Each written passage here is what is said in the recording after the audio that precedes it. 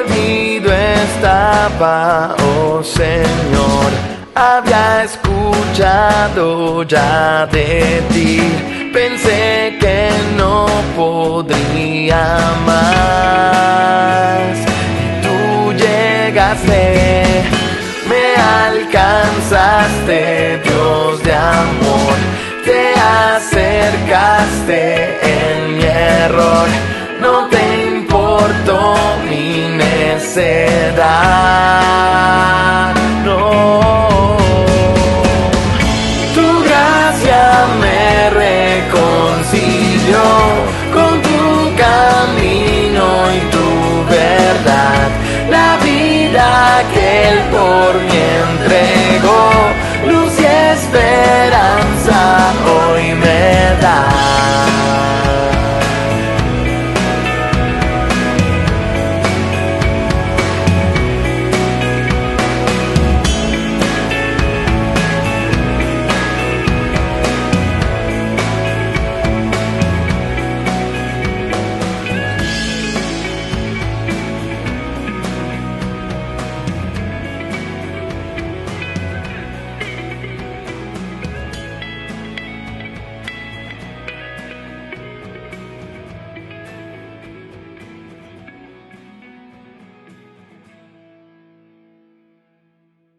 Hola, ¿cómo están? Gracias por estar aquí y con el ánimo de continuar con nuestros temas acerca de la misión de la iglesia. Hoy quiero referirme al carácter de los creyentes. Les invito para que leamos 2 de Timoteo capítulo 3 versículos del 1 al 5. Dice: pero debes saber esto, que en los últimos días vendrán tiempos difíciles, porque los hombres serán amadores de sí mismos, avaros, jactanciosos, soberbios, blasfemos, desobedientes a los padres, ingratos, irreverentes, sin amor, implacables, calumniadores, desenfrenados, salvajes, aborrecedores de lo bueno, traidores, impetuosos, envanecidos, amadores de los placeres en vez de amadores de Dios, teniendo apariencia de piedad, pero habiendo negado su poder, a los tales evita. El apóstol inicia el capítulo 3 de su carta a Timoteo escribiendo: pero debes saber esto, que en los últimos días vendrán tiempos difíciles. El énfasis no es el tiempo o los eventos de un tiempo específico que lo hará difícil. Es la conducta del hombre que hará que los días, las épocas se haga difícil de soportar. Si leemos unos versos más adelante, Pablo dirá que todos los que viven piadosamente en Cristo Jesús sufrirán persecución. Y dice que los hombres inicuos y seductores se empeorarán cada vez más, engañando y siendo engañados. Permítame dividir mi sermón en 2 puntos importantes. El primero, el carácter del hombre sin Cristo. El apóstol del versículo 2 al versículo 4 da una lista de rasgos, características que van a reflejar el carácter de los hombres en los posteros tiempos. Y hay 3 componentes que podemos extraer de estos versículos. El primero es que amadores de sí mismos, narcisistas. En su uso coloquial designa un enamoramiento de sí mismo o vanidad basado en la imagen propia del ego. La palabra procede del antiguo mito griego sobre el joven Narciso, de especial hermosura, quien se enamoró insaciablemente de su propia imagen reflejada en el agua y termina ahogándose por intentar besarse a sí mismo. Los hombres y las mujeres son motivados a amarse a sí mismos incondicionalmente, y que ese tipo de amor es el fundamento para una personalidad humana saludable. El amor al yo es el pecado más básico, de donde fluyen todos los demás. En el momento en que un hombre hace de sí mismo el centro de su vida, relaciones divinas y humanas son destruidas. Y tanto la obediencia a Dios como la caridad para con los seres humanos se vuelve imposible. Como escribe William Berkeley en su comentario bíblico, la esencia del cristianismo no es la coronación, sino la anulación del yo. En esa insaciable búsqueda de sí mismo, de amor propio, aparecen en la escena todo aquello que se convierte en objeto del amor propio. Y veamos lo que nos dice el apóstol Pablo en esta lista. Él dice que serán avaros. El amor al dinero no es nada nuevo, pero en la actualidad las personas tienen la habilidad de buscar dinero como nunca antes porque no solo importa tener para satisfacer las necesidades básicas, sino que a través de él se puede conseguir lo que sea, experimentar poder, control, dominio y por supuesto un mejor estatus. Menciona jactancia, vanagloria, arrogancia, soberbia, blasfemia. Cada una actúa como si el yo fuera la persona más importante. Cada una de ellas dice, el otro no importa, ni Dios importa, lo único que importa soy yo. En la actualidad la vanagloria, la soberbia y la blasfemia están aparentemente en todos lados, especialmente entre las celebridades de nuestra cultura, la cual se idolatra. Muchas personas hoy se vuelven ricas con vanagloria, soberbia y blasfemia calculadas. Pero también menciona desobedientes a los padres. Desde mediados de 1960 ha habido un colapso aterrador de la autoridad que antes se asumía de los padres para con los hijos, cambiándose de los hijos hacia los padres. Pablo dice que serán ingratos, impíos, insensibles, sin afecto natural. Y desde Adán, la humanidad ha sido marcada por estas cosas a un grado u otro. Aquí Pablo dijo que esto será más común en los posteros días. Sin afecto natural literalmente significa sin amor de familia. Pablo dijo que los tiempos finales se caracterizarían por una actitud de creciente indiferencia hacia el amor de familia y las obligaciones. Pero también dice que habrá hombres calumniadores, y la calumnia es una acusación, imputación falsa hecha contra alguien con la intención de causarle daño o de perjudicarle. Los hombres siempre han dicho mentiras hirientes sobre otros hombres, pero en la actualidad, en los medios de comunicación y en la política, la calumnia se ha elevado a ser tanto un gran negocio como una manera de hacer mucho dinero. En la política, los candidatos de manera rutinaria y deliberadamente distorsionan las posiciones de sus oponentes, solo para hacer que su competencia quede mal, y no se sienten mal en absoluto por mentir si les ayuda a ser elegidos. En los medios de comunicación, los editores y los nuevos directores sirven como fiscales, jueces, jurados y verdugos a inocentes que han sido sospechosos injustamente y usualmente se niegan a disculparse cuando se les prueba que están equivocados.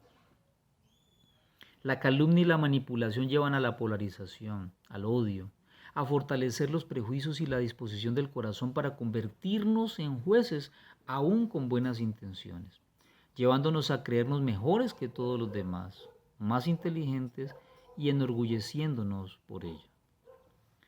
Pablo dice también que habrá hombres libertinos, intemperantes. En la actualidad la historia de la falta de control puede ser escrita en casi todo: sexo, drogas, alcohol, comida, trabajo, lo que sea que hagamos, a menudo lo hacemos sin control. Habrá hombres despiadados, dice él. La crueldad y la violencia no son nada nuevo en el mundo. Pero Pablo escribió por inspiración del Espíritu Santo que los posteros días serán marcados por una crueldad particular: el disfrute de hacer lo malo o ver hacer lo malo, el morbo causado por el placer de ver a través de las redes sociales videos de peleas, maltrato, y nos fascina compartirlo. Y cuando una persona te dice, uy, mira este video tan horroroso, uy, miremoslo, pero el otro dice, yo tengo uno peor, yo tengo uno mejor, ese deseo de disfrutar el dolor del otro o la crueldad sobre otros. Pablo termina diciendo, habrá hombres enemigos de todo lo bueno en esta lista. Parece haber demasiados ejemplos de esta sociedad moderna para escoger. Un ejemplo, hubo un tiempo en el que la mayoría de las personas creía que dejar a otros vivir era bueno y matarlas era generalmente algo malo. En la actualidad vivimos una cultura donde la vida es despreciada y atacada a través del aborto, a través de la glorificación de la violencia y el asesinato y a través de diversas formas. Basta mirar nuestras redes sociales. El segundo subpunto al carácter del hombre sin Cristo, había mencionado amadores de sí mismos, pero dice amadores de los placeres, y aquí aparece el hedonismo. Cuando pensamos en los placeres podemos tener una idea muy estrecha, ya que solemos verlos como aquello para lo que viven los seres humanos que están sin Cristo, y nos referimos como los placeres del pecado. Pensamos en los placeres sexuales o en los placeres que el dinero o el lujo nos pueden aportar. Entonces, al hacer esto, pensamos que nosotros, los hijos de Dios, no somos amantes del placer. Pero eso no es del todo cierto, porque ¿qué es el placer? El placer es cualquier cosa que es agradable a una persona, su algo favorito, cualquier cosa que te agrada o te interesa. Puede ser una persona en la que estamos interesados, puede ser una actividad. No tiene nada que ver si hay dinero en abundancia o hay escasez, y aún así ser un amante del placer. Hemos escuchado o leído alguna vez la palabra hedonismo. El hedonismo es una doctrina de la filosofía que considera el placer como la finalidad o el objeto de la vida. Los hedonistas, por lo tanto, viven para disfrutar de los placeres, intentando evitar el dolor. Fue impulsada por el filósofo griego Epicuro de Samos, que vivió en el periodo comprendido entre los siglos IV y III a.C., y que estableció que la meta máxima de cualquier ser humano debe ser el conseguir la felicidad. Ello supone, por tanto, que haya que satisfacer de manera moderada las necesidades que tenga su cuerpo, que debe buscar los bienes materiales que le dan seguridad y que cultive la amistad, el amor, las letras y las artes. Y aún fue una escuela de pensamiento, y aunque fue, una escuela de pensamiento, una filosofía de orígenes muy antiguos en Grecia, todavía es una forma de vida y de pensamiento para muchos en la actualidad. El apóstol está diciendo aquí que esto caracterizará los últimos días. Estas características tratan sobre una misma cosa, el yo. Los hombres son traidores debido al yo, son impetuosos debido al yo, son infatuados debido al yo, y son amadores de los deleites más que Dios debido al yo. Y esta actitud marca nuestra época actual. Por ejemplo, piense en los eslogans publicitarios de finales de la década de los 90. Voy a leer algunos. Nada es tabú, no conoces límites, deshazte de toda inhibición, encuentra tu propio camino, rompe las reglas, relájate, aquí no hay reglas, solo hazlo. El mensaje es el mismo. Usted hace sus propias reglas. Usted no tiene que rendir cuentas a nadie. Usted es el que importa. El universo gira en torno a ti. El tercer aspecto de este primer punto que nos dice el texto y que he clasificado como el carácter del hombre sin Cristo es la falsa religiosidad. El versículo 5 dice, teniendo apariencia de piedad, pero habiendo negado su poder. En nuestro mundo obsesionado consigo mismo, la gente se siente con bastante libertad para tener una religión tipo barra de ensaladas. Ellos escogen y toman lo que quieren. Se sienten libres para ser muy espirituales, pero no sienten ninguna obligación de ser bíblicos. A estos evita, es la orden clara para Timoteo. Las personas que hacen las cosas mencionadas en la lista no solo son comunes hoy en día, sino que a menudo son héroes de nuestra cultura. La simple responsabilidad de los cristianos es evitar no solo estas actitudes, sino también a las personas que hacen estas cosas. Muchos piensan que es suficiente con que ellos mismos no sean así y ponen poca atención a las compañías que frecuentan.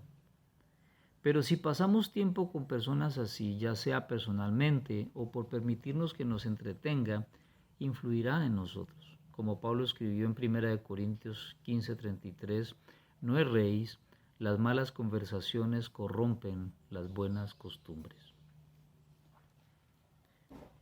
El segundo punto en el que he dividido este sermón es el carácter de los creyentes. Ya vimos el carácter de los hombres sin Cristo, de los posteros tiempos, y vamos a enfocarnos en el carácter de los creyentes. Pensando en lo anterior, en el carácter de los hombres sin Cristo, diríamos que el carácter de los discípulos de Jesús debe estar caracterizado precisamente por algo distinto. No que estemos exentos de sentir las mismas cosas, sino de expresarlas desde otra plataforma. Por ejemplo, la búsqueda de placer es algo que está activo en nosotros, pero cuál será la motivación y cuál será la fuente marcará la diferencia. El hombre sin Cristo vive para sí mismo, el discípulo para su maestro. Y como lo dijo Pablo, ya no vivo yo, sino que Cristo vive en mí. Carácter es lo que verdaderamente somos, no la apariencia externa, sino la realidad interna, la expresión de nuestro corazón, no de nuestra mente. Podemos tener ideas buenas, pero acciones equivocadas. Por lo tanto, el carácter no son las buenas ideas, sino la realidad de nuestras acciones. El carácter no es algo que tenemos y será el mismo de una vez y para siempre. Es posible cambiarlo y desarrollarlo, ya que se forma de aprendizajes y experiencias vividas, de cómo hemos interpretado el mundo, la cultura, los hábitos, etc. El propósito de Dios es que nuestro carácter cambie de tal manera que refleje el carácter de Cristo. Y ello implica, entre otras cosas, la adquisición de sabiduría y conocimiento, y el desarrollo de la habilidad de tomar buenas decisiones morales, justas y equitativas. El carácter es el fundamento sobre el cual las personas edificamos nuestras vidas, y a través de ello las de nuestras familias, organizaciones y la sociedad entera. El carácter es el esqueleto sobre el cual se desarrolla la personalidad. Un carácter débil dará como fruto una personalidad débil, y lo contrario también es cierto. Un carácter bueno dará como fruto una persona buena, y lo contrario también es cierto. Pero para el discípulo de Cristo el carácter será bueno porque ya no encuentra la fuente en la conducta moral, sino bajo la dirección del Espíritu Santo y la palabra de Dios que nos revela el autor de la vida y nos revela su propósito eterno. Podemos ver algo en Romanos 8:29 y dice: porque a los que Dios conoció de antemano, también los predestinó a ser transformados según la imagen de su Hijo, para que Él sea el primogénito entre muchos hermanos. Hay un destino establecido a quienes estamos en Cristo, para quienes hemos aceptado el Evangelio y a Cristo como el Salvador y Señor, y ese es ser transformados según la imagen de su Hijo. Imagen es la representación visual o mental que se tiene de un objeto o persona. El término tiene también la connotación de parecido, semejanza, apariencia. Dios quiere formar en nosotros el carácter de Cristo, pero esta formación es un trabajo compartido entre Dios y nosotros. Romanos 12:2 menciona: los resultados de nuestra vida y la calidad de ella dependen de nuestros pensamientos, de tal manera que para cambiar los resultados de nuestra vida y poder comprender la voluntad de Dios, que es buena, agradable y perfecta, necesitamos cambiar nuestra manera de pensar. Y según Efesios 4:22-24, eso implica despojarnos de la forma de pensar de la vieja persona que éramos, carnales, mundanos, y revestirnos de una nueva forma de pensar conforme al Espíritu. Dios es nuestro ayudador si queremos desarrollar un carácter firme conforme a la imagen de Cristo. Él, a través del Espíritu Santo y la palabra, está obrando en nosotros, para que el carácter del Hijo de Dios, de los hijos de Dios, no es la pretensión de ser mejores que otros, sino la intención del corazón de disfrutar y vivir la vida que Cristo nos ha entregado, de la cual tú también puedes ser partícipe. Que el Señor nos permita ser una iglesia que cumple la misión para lo cual fue diseñada, y que el carácter de quienes la conforman realmente reflejen al Señor de la iglesia, que es Cristo. Dios te bendiga.